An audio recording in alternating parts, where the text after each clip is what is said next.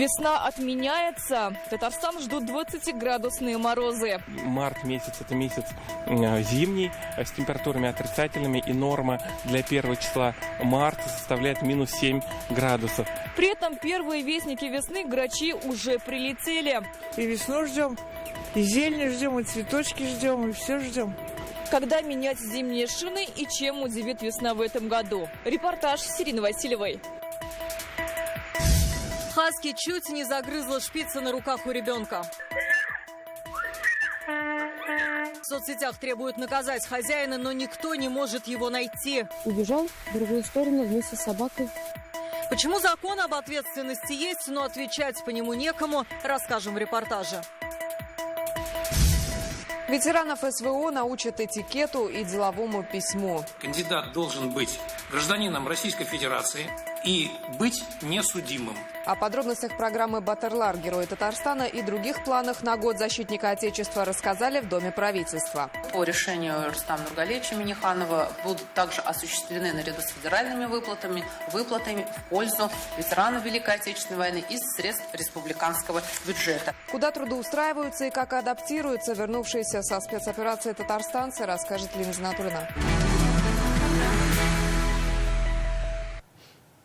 Здравствуйте, это новости Татарстана, в студии Алия Хайрудинова, и о главном к этому часу. В Альметьевске за грубое обращение с ребенком в детском саду сегодня уволили воспитателя. В социальных сетях появилась видеозапись из детсада Лукоморья, на которой нянечка хватает и резко выталкивает ребенка из-за стола. Девочка при этом плачет навзрыд. Видео вызвало возмущение. После инцидента руководство дошкольного учреждения приняло решение уволить работника. В управлении образования Альметьевска ситуацию назвали вопиющей. В случае вопиющей недопустимое поведение младшего воспитателя. С сегодняшнего дня она уволена. 24 года колонии получил предполагаемый лидер ОПГ «Тукаевский» Геннадий Кириллов. Сегодня приговор участникам преступной группировки вынес Верховный суд Республики. На скамье подсудимых 7 человек. Все они признаны виновными в нескольких убийствах, похищении человека и хранении оружия. Остальные фигуранты дела получили от 12 до 19 лет колонии. Кроме этого, должны выплатить 5 миллионов рублей компенсации родственникам убитых. Судебный процесс шел 2 года. В общей сложности все участники получили 114 лет срока. Подробный репортаж из зала суда смотрите у наших коллег в программе «Вызов-112» сразу после выпуска новостей. Я этих людей вообще не знаю абсолютно. Я не виновен. Я работал планировщиком, обычным мастером. Данный процесс был очень сложным в части тактического представления доказательств и представления доказательств как таковых. В стороне государственного обвинения удалось доказать весь массив предъявленного подсудимому обвинения, и по делу состоялся обвинительный приговор. Что касается его обжалования, то данный вопрос будет решен после получения полного текста судебного решения. В Знаково хаски чуть не растерзал шпица на руках у ребенка. Все произошло вечером на улице Гурьянова и попало на несколько камер видеонаблюдения. Собака вырвала из рук хозяйки питомца и вцепилась в него зубами. Как только ролик попал в социальные сети, вызвал резонанс среди пользователей. Жители негодуют, на месте шпица мог оказаться маленький ребенок. И самое удручающее, даже сам хозяин не смог приструнить своего пса. За ним пришлось побегать. Это безответственность хозяина или стечение обстоятельств, расскажем в нашем репортаже.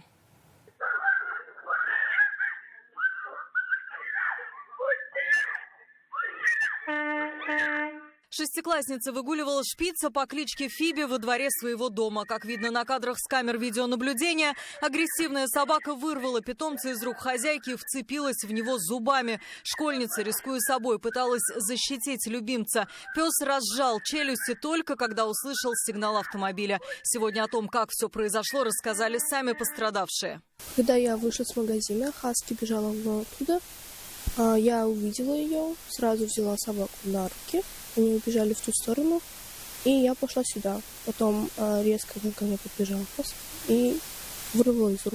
Хозяин ничего не предпринимал, просто наблюдал за этим происшествием, потом решил просто убежать. Я виню только хозяина собаки. Собака в этом не виновата. Собака, это хаски тем более, это на инстинктах она живет. Хотела поиграть, поиграла. а мужчина должен был ее держать на привязи, и это бы не произошло. По камерам можно отследить, как хозяин хаски пытается догнать свою собаку. Почему она изначально была без поводка и намордника? С 1 марта 2024 в Татарстане выгуливать четвероногих можно только на поводке. В конце года Госдума приняла штрафы 1500 рублей за первое нарушение, 3 за повторное. Эта тема вызвала резонанс в социальных сетях. Оказалось, такие случаи не единичные. Лично видела, как хаски на лебяжке бросилась на лошадь, на которой катали детей, и начала рвать ее, как волк. Люди, которые не имеют никаких знаний по дрессировке и воспитанию, заводят такие трудные в воспитании породы.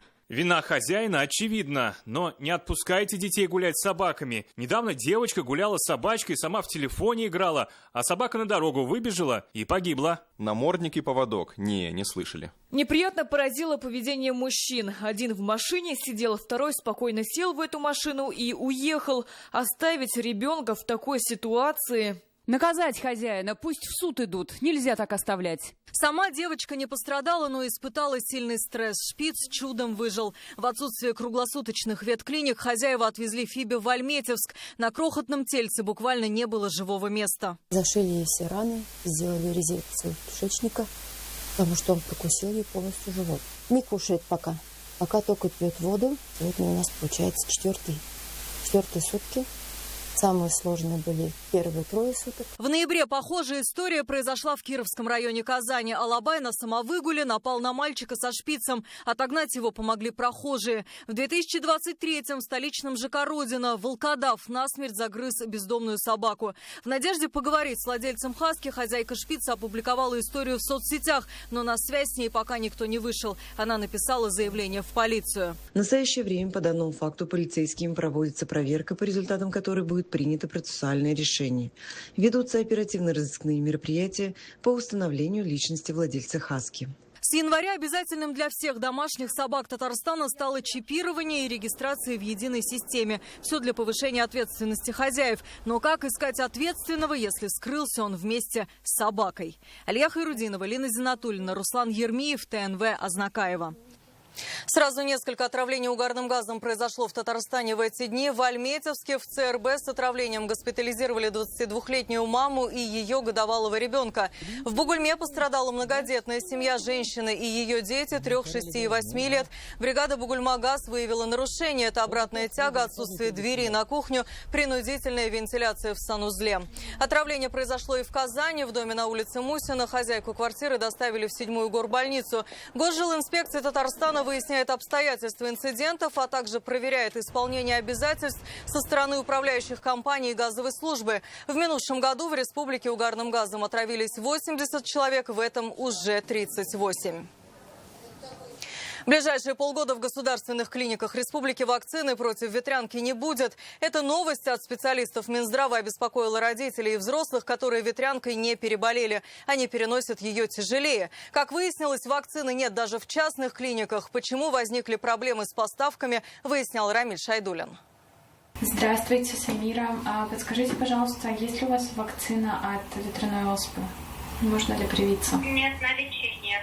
Айсулу Гильмуханова обзванивает одну клинику за другой в надежде найти вакцину от ветряной оспы. Ищет не для себя, для подруги, которая ждет ребенка и опасается осложнений. Она вот не может найти место, где бы ей сделали эту прививку. Таких историй десятки. Молодые мамы переживают за своих детей, взрослые боятся заразиться и перенести болезнь в тяжелой форме. В государственных поликлиниках уже давно нам педиатр говорит, что вакцины нет и не ждите. Периодически я звоню в платные клиники, и на самом деле ситуация такая, что ее нет и нет. Думаю, что можно будет поставить. Просто она вроде как сейчас дефицит. Не поставляют в Татарстан. Пока найти не удавалось. Не опасаюсь, веду здоровый образ жизни, гуляю по парку, вакцину не делала. Данилу Филатову 30 лет, перенес ветрянку в декабре. Болезнь протекала тяжело, диагноз поставили не сразу. Болел очень тяжело, я так никогда сильно не болел. Было вообще отвратительное ощущение, самочувствие ужасное. Я думал, умру, наверное. Если бы я знал, что есть вакцины, я бы, наверное, в свое время, может, пораньше бы еще сделал вакцину, чтобы самому не болеть. Желающих сделать прививку достаточно, это можно видеть, если прийти в поликлинику. Хотя вакцина от ветряной оспы не входит в национальный календарь, то есть фактически не обязательно, но заботливые родители делают это добровольно. Приходят довольно часто, по наличию вакцины, конечно, всех вакцинируем. Однако, как только вакцина появляется, она мгновенно расходится. Как объяснили в Минздраве республики, спрос на вакцину есть, но больших поставок не делают. И эта прививка не входит в национальный календарь. В эти дни, объяснили в Минздраве, вакцину завезли. Партия, рассчитанная на полгода, хранится на складе Таттехмедфармпрепараты. Но они не для всех, а только для лиц из группы риска. То есть, в частности, на сегодняшний момент это лица, подлежащие отправке в войска. Соответственно, весенний, осенний призыв, то есть все те лица, которые отправляются в войска, мы их вакцинируем.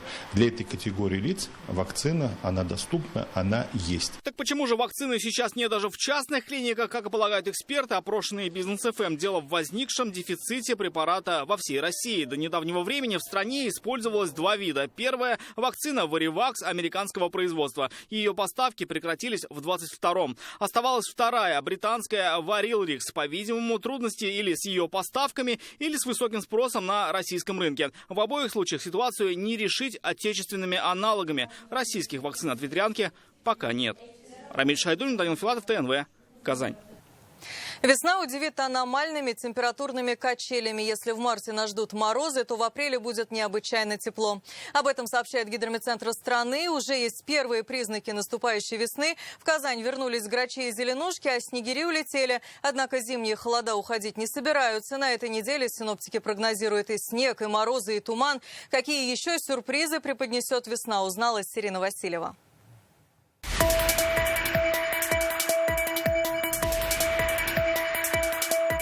Начинают возвращаться из южных регионов, где они проводят зиму. Птицы прилетели раньше обычного, говорят орнитологи. К примеру, грачей ждали только в середине марта, а они уже давно здесь. Сейчас прилетел авангард, так называемая первая волна миграции. Это наиболее старые особи, которые оседлы, они много лет уже здесь гнездятся. И вот они возвращаются в Казань. А вслед за ними основная масса через неделю, я думаю, максимум через 10 дней, то есть в первой декаде марта, массовый прилет грачей будет. 10 февраля в Татарстане заметили зеленушек из отряда воробьинообразных. Этих птиц оливкового оттенка с желтым брюшком ждали в конце зимы. Снегири уже, я их не наблюдаю. То есть это говорит о том, что они уже откачали. Хотя они до марта всегда зимовали, оставались в Казани. Вот эти фенологические аспекты мигрирующих птиц говорят о том, что весна действительно ранняя. Уже заметно, что световой день стал длиннее. Казанцы стараются чаще гулять в парках и скверах. Говорят, ждут весну с нетерпением. Кто-то уже посадил рассаду. Рассаду уже готовим, да, уже посадили. Уже ждем. Весну ждем. Ну, грачи, вот я грачей уже видела. Я вижу то, что очень много бегунов становится на улицах. То есть это погода, чувствуется, что погода меняется. Чувствуется дыхание весны. Тепло, светло. Хочется петь. Однако март климатически ближе к зиме, поэтому теплых дней ждать пока не стоит, говорят синоптики. Те, кому не хватило снега этой зимой, смогут насладиться им в начале весны. Мороз и снежная погода будут с нами еще как минимум 2 недели. Столбики термометров покажут довольно низкие значения, вплоть до минус 22 градусов. Нестабильный температурный фон с резким падением в минус сохранится до середины марта. Сейчас мы находимся под влиянием южного циклона. Завтра днем местами, в основном это касается южных, восточных районов, пройдет небольшой снег. Температура ожидается от 11 до 16 градусов. При прояснениях до 21 градуса мороза. Но, в принципе, вот такой температурный режим в эти дни февраля и в начале марта достаточно часто отмечается на территории республики. Несмотря на морозное начало марта, весна в России ожидается на 1-3 градуса теплее климатической нормы. Наибольшие отклонения будут заметны в Казани, Москве, Санкт-Петербурге, Волгограде, Нижнем Новгороде, Воронеже и Самаре. А Аномально теплым в Приволжском округе будет апрель. Уже стоит привыкать к такому характеру. Также делаются смелые прогнозы и на последующие месяцы. Стоит отметить, что на подавляющей части территории нашей страны аномалии холода не отмечается. То есть прогнозируется, что последующие месяцы весны также будут либо близки к норме, либо теплее нормы. Температурные качели станут причиной образования гололеда, поэтому менять зимние шины на летние автомобилистам рекомендуют не раньше середины апреля. Сирина Васильева, Алмаз Зиадинов, ТНВ, Казань. Сегодня утром Казань встала в 9-бальных пробках. Напряженно, особенно в центре, было на протяжении всего дня. Заторам способствовал, во-первых, снегопад, во-вторых, в городе идут съемки новой киноленты. Движение перекрывали у Кремля, рядом с КФУ и на ряде улиц. Здесь демонтировали даже дорожные знаки, появились аутентичные советские плакаты, телефонные будки. Все вывески и объявления оформили в стиле СССР. Пока шли съемки, автомобилистам пришлось перестраивать свои маршруты, а вот пешеходы, наоборот, стремились попасть в массовку.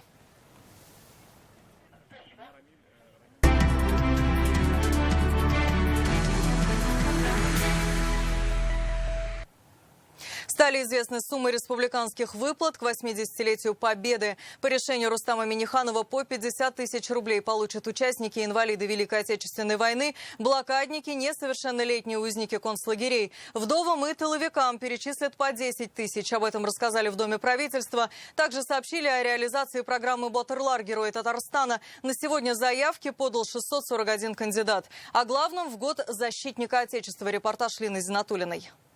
Все мероприятия должны проходить и среди детей и юношества, а также среди населения Республики Татарстан. Задачи на год защитника Отечества Раис Татарстана обозначил еще в сентябрьском послании Госсовету. В приоритете ветераны. Как сегодня рассказали, за 10 лет их количество сократилось в 8 раз. Сейчас в республике их 9 тысяч, 146 из них участники войны.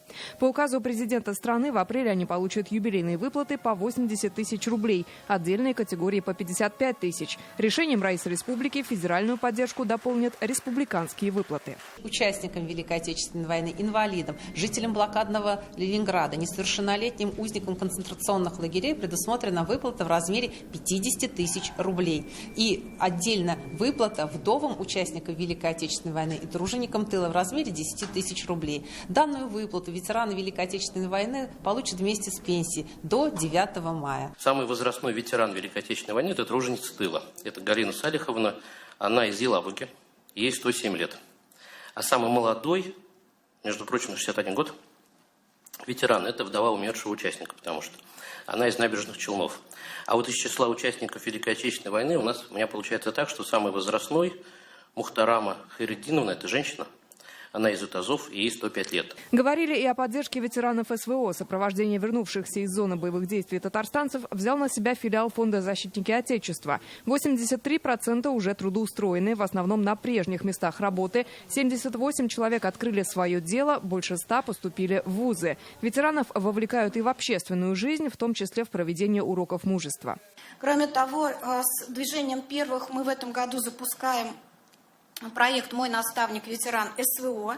То есть сегодня запрос со стороны ветеранов специальной военной операции стать наставниками. Где-то это трудных подростков, где-то ребят с непростой судьбой, где-то ребят, воспитанников детских домов, сирот. Да, где-то кадетских формирований. По решению Раиса модернизированы 5 центров реабилитации для инвалидов. Для психологической поддержки работают 2 стационара, больше 70 кабинетов и выездные бригады. В качестве социальной адаптации ветераны занимаются баскетболом на колясках, слэдж-хоккеем, лыжами, находят себя в творчестве. Сейчас у нас вернувшихся участников СВО не так много, а в последующем нужно готовиться к большому объему прибытия наших ребят с выполнением боевых задач. И, соответственно, для того, чтобы не пострадала наша социальная среда и сами ребята от этого, нужно проводить большую работу, совместную большую работу для того, чтобы их адаптировать и ввести в социальную среду, в трудовые коллективы, в семьи, вообще в наше общее дело и в общество. По программе «Батырлар» герои Татарстана на сегодня получили 641 заявку. В плане обучения 538 часов. Предусмотрены выезды в Госсовет, на предприятие, в Иннополис. За каждым участником хотят закрепить наставника из числа вице-премьеров, министров и глав районов. Первый модуль посвящен изучению таких важнейших фундаментальных аспектов, как история России, основы государственного устройства и управления. Во втором модуле участники изучат экономику и финансы. Третий модуль посвящен вопросам управления регионом и развития территории. Четвертый модуль включает организационные аспекты деятельности служащего, протокол, этикет, деловое письмо и освоение цифровой компетенции. В Год защитника Отечества большое внимание уделят патриотическому воспитанию. Будет 15 профильных патриотических смен в лагерях с охватом в 5000 детей и подростков. Год защитника – это время, когда мы сможем осмыслить имеющиеся мероприятия, возможности Республики Татарстан и Российской Федерации в части как исторического просвещения, исторической памяти. Во-вторых, внести новые организационные возможные изменения в ту работу, которую мы осуществляем. Больше подумать о межведомственной работе. Бесплатные путевки в лагеря получат более 7000 детей, мобилизованных татарстанцев. Лина Зинатульна, Рамзиль Гарипов, ТНВ, Казань. В Татарстане начался отбор кандидатов для службы в Африканском корпусе. Это подразделение в Вооруженных силах России создано в 2023 году. Пункты отбора открыты в Казани и Набережных Челнах. При заключении контракта выплачивается единовременная выплата. Ее сумма может достигать 2 800 000 рублей.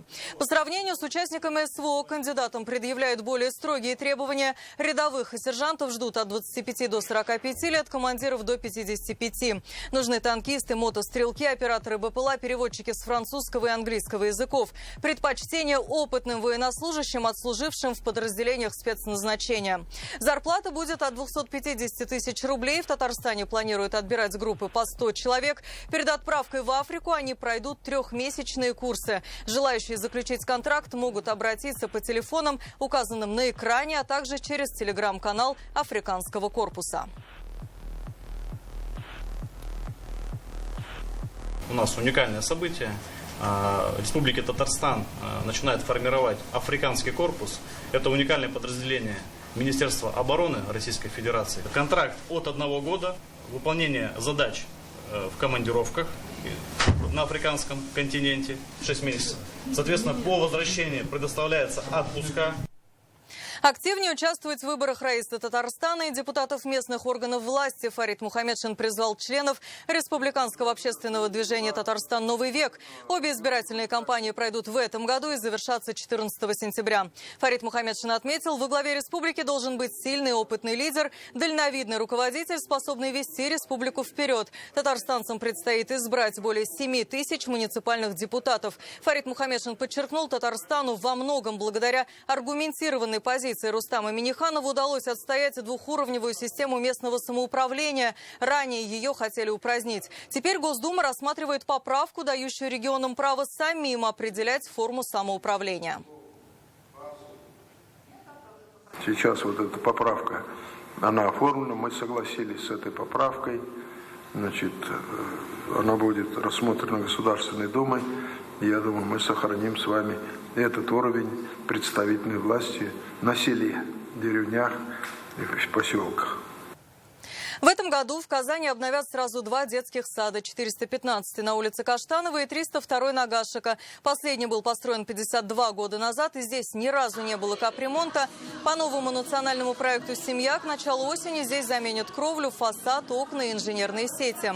Приведут в порядок пищеблок, музыкальные и спортивные залы. Сегодня объем работ оценил мэр Ильсур Медшин. Он подчеркнул, построенные много лет назад учреждения не должны уступать по условиям новым садикам. Мы вот приехали посмотреть, и в этом году сделаем вам ремонт. Вот капитальный ремонт. Вы придете сюда в сентябре и не узнаете свой детский садик. Почему ты не узнаешь? А вот спорим, что не узнаешь? Спорим. Давай. Спорим. Уровень подготовки будущих бортпроводников России оценивают в Татарстане. Технический колледж КНИТУ-КАИ впервые принимает соревнования по этой компетенции в рамках чемпионата по профмастерству «Профессионалы». С 24 по 27 февраля студенты со всей республики будут демонстрировать свои навыки бортпроводников в условиях, максимально приближенных к реальным. Впервые в истории чемпионата участники смогут показать свои умения в салоне самолета. Для этого они завтра отправятся в аэропорт Бегишева. Победителя регионального этапа представит Татарстан на всероссийском чемпионате. Было предложено КНИТУ-КАИ взять эту компетенцию в свои руки, так как проводится это в первый раз, и провести у себя на площадке. Мы с удовольствием согласились на это и со своими промышленными партнерами, авиакомпаниями, а именно совместно с авиакомпанией «Тулпар», решили провести у себя на нашей базе. Многие считают, что бортпроводник – это просто, как говорят, официант в небе, но на самом деле нет. Бортпроводник должен быть всем. Это чудо-человек, он должен уметь и оказывать медицинскую помощь, и предоставить комфорт пассажирам, чтобы никто не боялся. Это были новости Татарстана. Заходите в наши группы ВКонтакте, подписывайтесь на телеканал ТНВ и ТНВ Татарща. Здесь вы найдете еще больше информации и сможете посмотреть наши репортажи. Следите за нами в других соцсетях. Сейчас прогноз погоды с Амирханом Калимуллиным. До встречи в 21:30.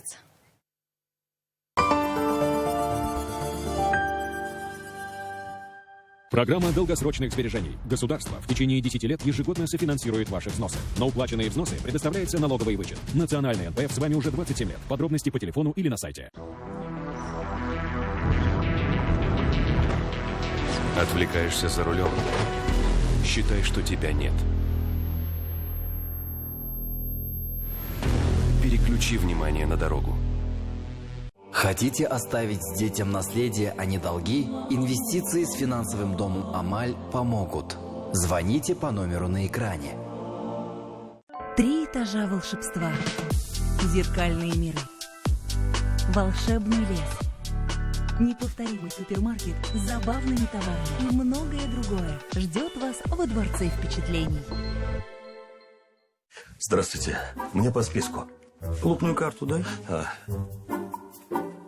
Отличная новость! Клубная карта со всеми выгодами теперь в мобильном приложении farmland.ru. Установите приложение и получите промокод на 500 рублей. Международная сеть клиник класса А Аджибадем из Турции – это специалисты мирового уровня, новейшие технологии и передовой опыт. 4 марта профессор из Аджибадем, онколог-ортопед Корхан Оскан проведет бесплатные консультации в городе Казань. Запись по телефону +7 906 111 19 10. Профессор РАМ Сергей Колосов. Алкогольное и наркотическое опьянение, табакокурение, избыточный вес, азартные игры. Альметьевск. Толстого, 11. 2 и 30 марта.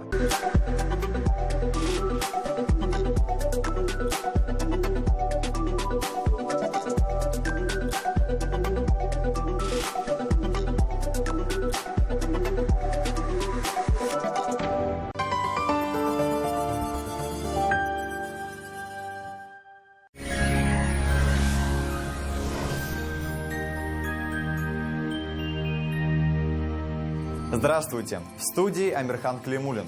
В предстоящие сутки в Татарстане значительно потеплеет. Подробнее после полезной информации.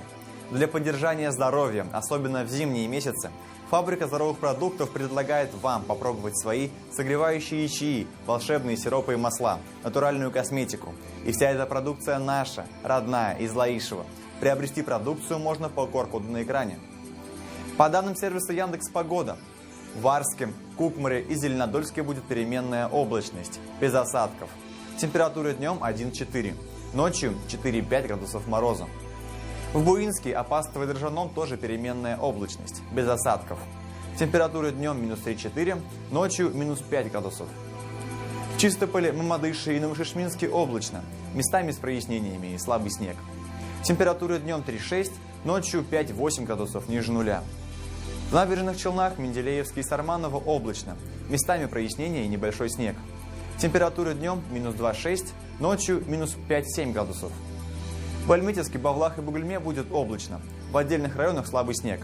Температура днем 5-7, ночью 7-9 градусов со знаком минус. В В туристических городах республики температура тоже повысится. В Свияжске днем 1, ночью 4 градуса ниже нуля. Переменная облачность без осадков. В Болгарах облачно с прояснениями, без осадков. Температура днем 3, ночью 5 градусов мороза. В Елабуге будет пасмурно, пройдет слабый снег. Днем минус 4, ночью минус 5 градусов. Эмис – натуральный виноградный концентрат премиум-класса. Богат витаминами и полифенолами. Не содержит сахара и консервантов. Халяль. Входит в список 100 лучших товаров России. В священный месяц Рамадан действует мега-предложение. 1 равен 2. Эмис – виноградный напиток для здоровья. Халяль – лауреат всероссийского конкурса 100 лучших товаров России. Наполни себя внутренней чистотой в священный месяц Рамадан. В Казани будет переменная облачность, без осадков. Температура днем минус 1, ночью минус 4 градуса мороза. Атмосферное давление составит 757 мм ртутного столба. Ветер северный около 3 метров в секунду. Влажность 55%. Магнитное поле Земли спокойное. Это все о погоде. Хорошего настроения и удачи в делах.